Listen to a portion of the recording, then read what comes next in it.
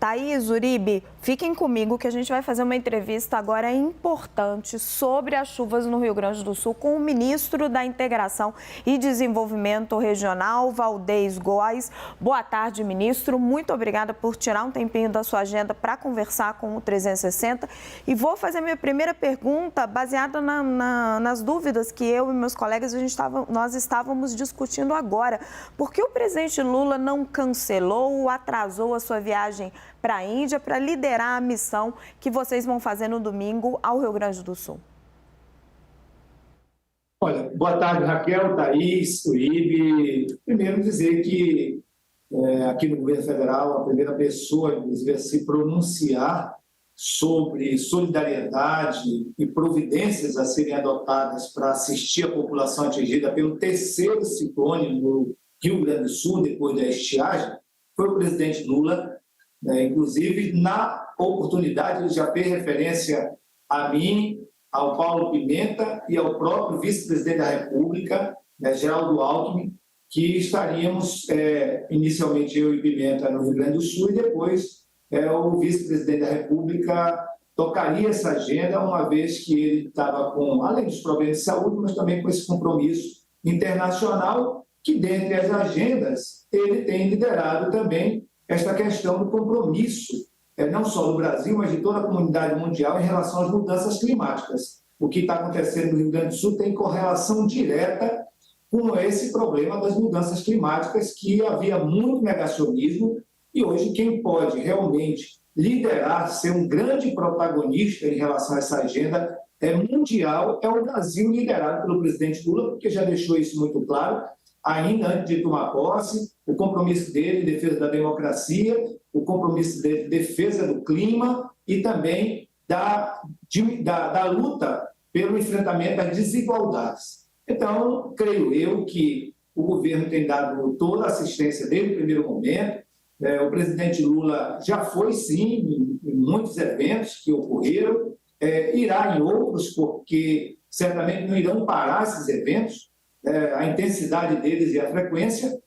O que nós precisamos é cada vez mais firmarmos as políticas públicas. Foi o presidente Lula com a presidente Dilma que mais investiu em prevenção, mas depois acabaram com o Ministério das Cidades, basicamente 7 anos sem colocar recursos para prevenção, e agora uma das primeiras medidas do presidente Lula foi criar o Ministério das Cidades, retomar o PAC Imposta, investimentos na segurança hídrica, em construção de barragens, enfim, para que a gente tenha mitigação, crie adaptabilidade e resiliência diante desses desafios da mudança climática. Então, acho que o presidente tem liderado, independente de estar a hora presente ou não, todo esse processo no Brasil inteiro de enfrentamento desses problemas, seja de estiagem ou de excesso de água. Ministro, desculpe insistir, mas com todos esses predicados que o senhor disse que o presidente tem, essa liderança na questão climática, todo esse esforço que o governo está fazendo, o senhor ainda não respondeu a minha pergunta. Por que nesse episódio ele optou por não ir? Na véspera do feriado, ele estava, sim, com alguns problemas. Inclusive, quando eu fiz uma viagem com ele para o Nordeste, nós fizemos 4 eventos no Nordeste, ele voltou lá, inclusive, o último discurso que ele fez, ele ficou a grande parte do evento em pé, e depois fez referência no evento que ele vai submeter uma cirurgia, e basicamente voltou de lá a viagem todinha, 2 horas e meia de viagem, com muitas dores. Então, ele preservou-se, de certa forma, um dia, considerando uma viagem muito longa que ia fazer, além do 7 de setembro, que todos nós sabemos que já exigia. Obviamente que isso se juntou, e a confiança dele no presidente Geraldo Alckmin, na equipe, para, nesse momento, cumprirmos a tarefa em seu nome. Eu acho que nenhum de nós tem dúvida do tamanho da sensibilidade, do compromisso do presidente Lula com todas essas situações. Ele retornando, certamente ele fará visita ao Rio Grande do Sul, e ele já foi ao Rio Grande do Sul em uma outra oportunidade, também tratar de outros assuntos, e fará isso, não tem a menor dúvida, como fará em todas as partes do país. Então, eu acho que a imprensa, o segmento tem todo o direito de também emitir sua opinião, mas eu creio que a gente está diante de um dos presidentes mais comprometidos com o cidadão e a cidadã deste país, de norte a sul, principalmente aqueles que passam mais dificuldade nesses momentos de desafios. Ministro Gustavo Uribe tem uma pergunta para o senhor. Ministro, boa tarde. Ministro, quando há tragédias dessa monta, boa tarde. Quando há tragédias dessa monta, inicialmente, o governo federal costuma atender com cestas básicas, kits de medicamentos e até ajudando no resgate. Depois tem um segundo momento, que é o segundo momento da reconstrução de moradias, reconstrução de estradas. O governo federal já ofereceu essa ajuda ao governador Eduardo Leite. E como pretende acompanhar esse cálculo dos desastres e esse cálculo da destruição para conseguir algum tipo de aporte do governo federal? Olha, a gente vem atuando antes do evento, com o start de algumas dezenas de mensagens para o governo do Rio Grande do Sul e para as prefeituras. Depois, no momento do evento, com a nossa presença e as nossas equipes lá ajudando. E agora, já reunindo para tratar das questões tanto de ajuda humanitária quanto de restabelecimento e reconstrução. Eu hoje, inclusive, agora da entrevista, fiz uma reunião longa com a secretária de Planejamento do governo do estado do Rio Grande do Sul, que está aqui em Brasília desde cedo, tratando com vários ministérios as demandas referentes a restabelecimento e reconstrução. Nós fizemos sumariamente o reconhecimento ontem. Foi ontem, 7 de setembro. Eu tive na quarta com Paulo Pimenta. Quando foi na quarta-feira, eu perguntei quais dos municípios já tinham decretado situação de emergência. Nenhum, logicamente, porque estávamos todos envolvidos no resgate das pessoas, dado a situação realmente desafiadora. E aí acertamos com o governador Eduardo Leite que fosse feito um decreto estadual. Como assim foi? Nas 4 horas da manhã de ontem, eu recebi o decreto com um estado de calamidade de 79 municípios. E ontem mesmo nós reconhecemos sumariamente e também publicamos no Diário Oficial. Hoje, inclusive, vai ter uma segunda republicação, porque já aumentou para 83. A partir daí, nós já começamos a recepcionar os planos de ajuda humanitária, hoje já vamos aprovar alguns, e vamos trabalhar junto com o governo do estado os planos de restabelecimento e reconstrução. Então, tudo que for necessário, nós fomos recomendados pelo presidente Lula a garantir. O que precisar empregar, neste momento, nós temos mais de 500 pessoas das Forças Armadas atuando, são 11 aeronaves, vários equipamentos, patrulhas. Então, já tem uma força grande empregada junto com o governo do Rio Grande do Sul e as prefeituras e os voluntários.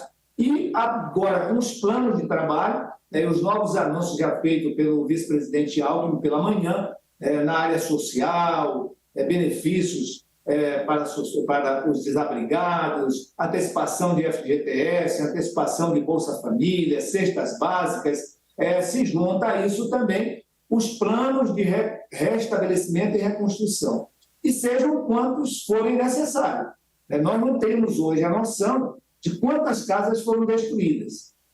É atualizado a cada momento o número de desabrigados, de desalojados, de óbitos. No dia que nós estivemos lá, na quarta-feira, eram 43 municípios atingidos. Hoje já subiu para 83. Então, à medida que a gente vai restabelecendo a comunicação, a gente vai conseguindo mais informações. O fato é que tudo que for necessário de recurso material, tecnológico, equipamentos, orçamentário e financeiro, para auxiliar no momento da urgência, da ajuda humanitária, depois trabalhar o restabelecimento e a reconstrução, nós estamos autorizados pelo presidente Lula.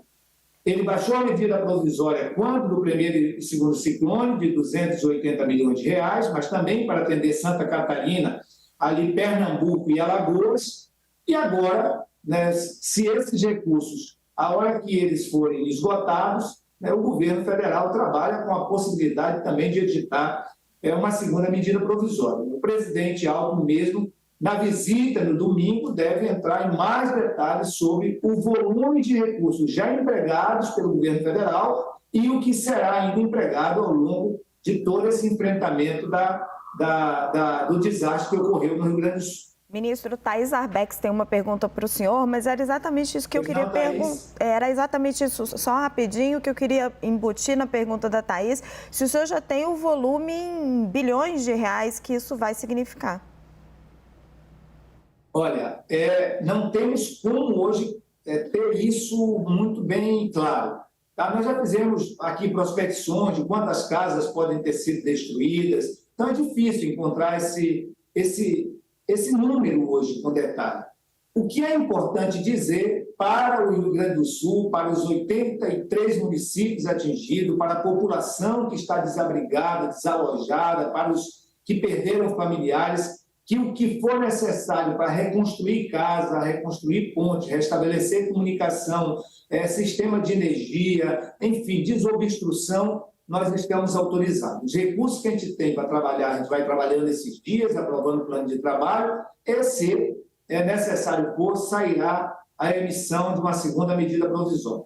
Então, não temos como calcular isso, tá certo? Mas é o que for necessário. Se for 1.000 casas, 2.000 casas, 3.000 casas que foram destruídas no desastre, certamente o governo federal vai apoiar, através dos planos, as prefeituras e o governo do Estado na reconstrução dessas casas. Mas isso a gente precisa ter, esse levantamento. Então, o governo federal agora, junto com o governo estadual e as prefeituras, nós vamos ter uma base lá das Forças Armadas, do Ministério da Defesa, fazendo toda essa sinergia também de apoiamento. Então, isso vai facilitar ainda mais nós aferirmos com maior precisão essas informações. Às vezes a gente estava falando ainda há pouco, de 3.000 desabrigados e 7.000, quase 8.000 desalojados. Até a entrevista que eu dei pela manhã era com esses números. Nós recebemos informações hoje de um município só ter 3.000 desabrigados e desalojados. Então, à medida que a gente vai reinstalando as antenas de conectividade que o Ministério das Comunicações está fazendo dentro dessa força-tarefa do governo federal, nós estamos conseguindo precisar as informações e, com isso, termos melhor dimensão do que o governo federal vai poder investir. A dimensão da tragédia. Thaís, por favor. Boa tarde, ministro. Cenário de guerra, Raquel. Nós vamos lá com o presidente Alckmin, nós vamos em Canoas, Lajeados, Arraial do Meio, vamos inclusive de carro. A gente vai para Canoas e de lá nós vamos deslocar de carros para visitar pequenos vilarejos e também esses municípios, Arraial do Meio, Roça Salles, Roca Salles, aliás, e Lajeados. E aí a gente vai, logicamente, com isso, podendo aprimorar um pouco mais essas informações. Thaís. Ministro, boa tarde. Ministro, a gente está, claro, no meio da tragédia e o senhor nos detalha tudo aquilo que o governo federal tem feito para ajudar nessa reconstrução. Queria jogar um pouco essa pergunta para frente. Como que o senhor começou a entrevista falando do investimento em prevenção? Como que o Ministério tem atuado em relação a isso? Não é uma primeira tragédia que acontece no país e imagino, infelizmente, que não será a última. Tem como ter mais políticas de prevenção para que a gente não precise enxergar situações como essas? Olha, nos últimos 6 anos, o governo federal basicamente esvaziou de orçamento as agendas relacionadas à prevenção. Lembro que de 2012 para cá, com a criação da Política Nacional de Proteção e Defesa Civil, implantação do CEMADEM, do SENAD, houve um investimento de mais de 18 bilhões na transversalidade, ali já do governo Lula para o governo Dilma, para buscar política de prevenção. Uma delas, que é muito conhecida, é a proteção de encostas, que nós temos muitos problemas aí no sudeste do país. E olha só, isso foi esvaziado, acabaram com o Ministério das Cidades. Então, o presidente Lula agora recriou o Ministério das Cidades, recriou a política de proteção de encostas, de construção de barragens, porque tem situações que você pode controlar melhor essa enxurrada toda numa barragem gigantesca e trabalhando a liberação dessa água a ponto que ela não cause em 6 horas, 12 horas, 48 horas, muitas das vezes, situações como essas. A gente tem informação que a última situação vivida nessa região do Rio Grande do Sul foi há 80 anos atrás, em 41. Então, por aí você faz ideia do que, né, as pessoas não esperavam novamente viver uma situação dessa. Nós temos também levantado no país, são informações do governo, em torno de 14 mil locais de alto e altíssimo risco, onde vive aproximadamente 10 milhões de pessoas. E aí eu estou falando de áreas de alto e altíssimo risco, que requer realmente uma política preventiva. Agora, com Minha Casa Minha Vida, pode ter muita situação de demanda dirigida em relação a isso.